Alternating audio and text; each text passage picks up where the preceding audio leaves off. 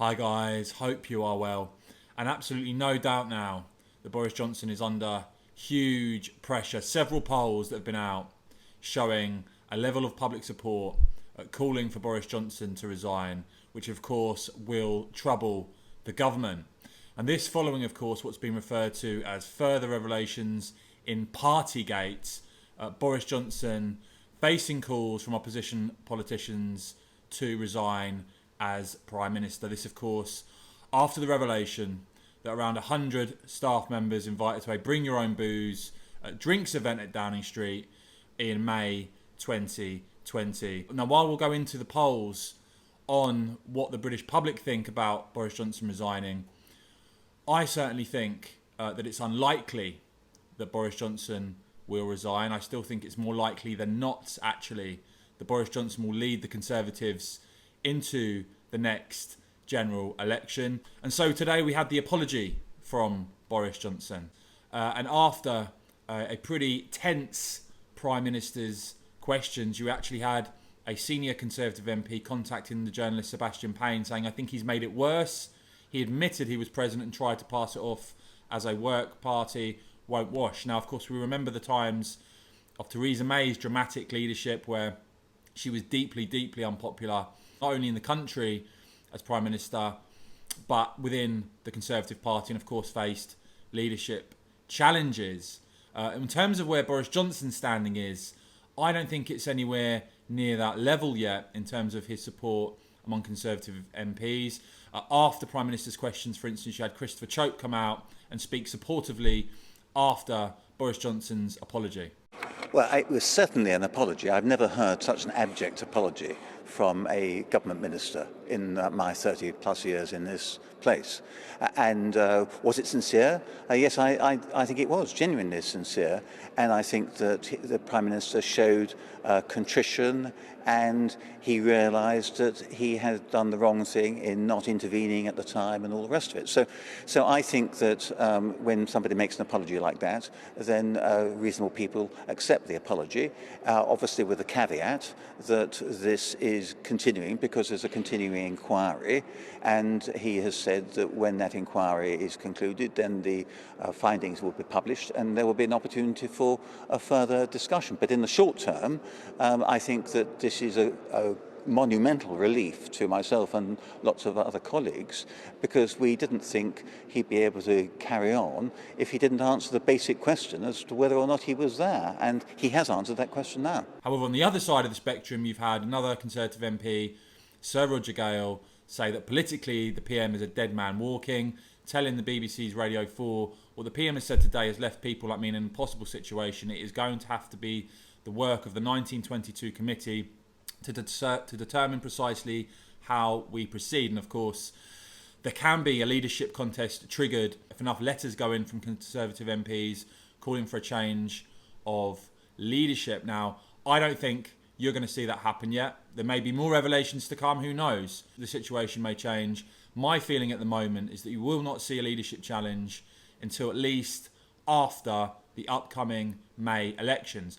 And make no mistake about it, the press coverage, the government taking a hammering once again. I'm sure this will have a big impact on the Conservatives' poll ratings, which may cause Conservative MPs to get jitters. Of course, we saw a recent poll that showed currently 100 Conservative MPs would lose their seats. But the Telegraph had the front page of Johnson losing Tory support. The Sun front page about the PM lying low. Someone else who was lying low, you may have noticed, Rishi Sunak, the Chancellor. It always seems to me there's a degree of separation slightly when it comes to Rishi Sunak and Boris Johnson.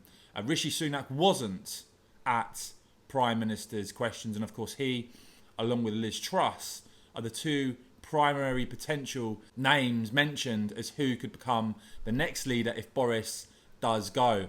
But no doubt, some are calling for Boris Johnson to resign. As I said, I don't think that is going to happen. But Richard Teich, the leader of Reform UK, saying PM must resign, that he knowingly broke rules he set whilst people couldn't say goodbye to dying loved ones. He won't, because he has the moral integrity of, well, you can read what Richard Teich had to say there.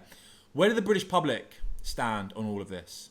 Because, of course, Boris Johnson has been seen as a big electoral asset for the Conservative Party, a winner, an election winner, whether it be the London mayoralty, the Tory leadership itself, or the general election majority that he won. Well, some really damning polling on where the British public stand in relation to Boris Johnson resigning. YouGov find 56% of the country think he should resign, 27% remain. Even among Conservative voters, 33% saying that he should resign, but a majority of Tory voters saying that he should remain and not resign.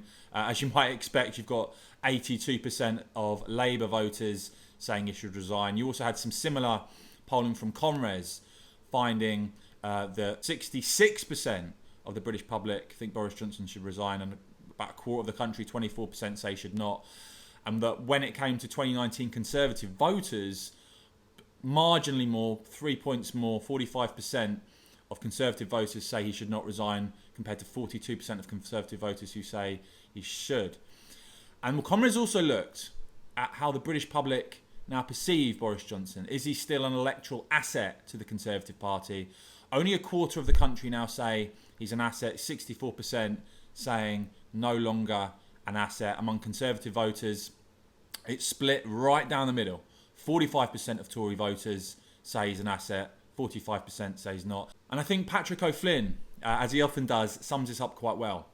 Where does all that huffing and puffing leave us? Well, assuming he survives the Grey Report, the local elections are going to be a referendum on Boris Johnson. If it goes badly for him at the ballot box, then Tory MPs will act swiftly so there is a new PM by the summer recess.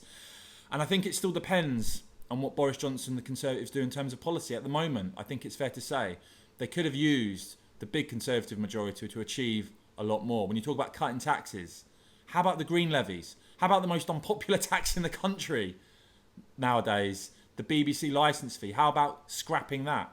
How about leaving the ECHR to get a proper handle on illegal migration when we've seen 28,000 people in a single year in 2021 come across on small boats from France to England and just 5 being removed?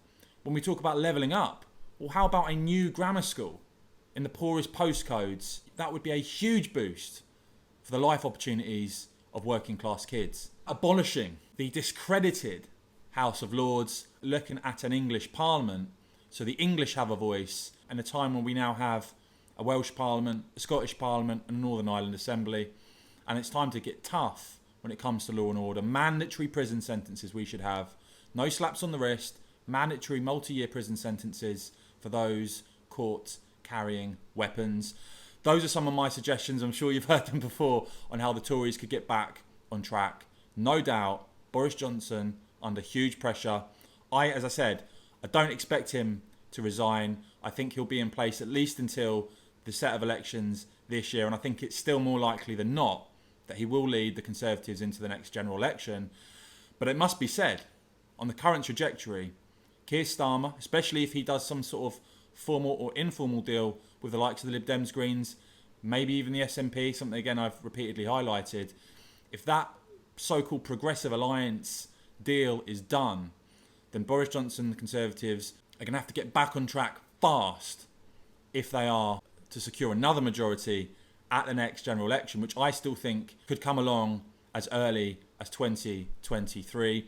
Let me know what you make of all of that, guys. Does Boris still have your support or not? What do you make of what I have had to say here? Did you agree with me or not? As ever, if you've enjoyed this video, please do give it a big thumbs up. It really does help out the channel. Make sure you've hit subscribe and the bell so you don't miss my next video. And of course, as ever, guys, thanks for watching.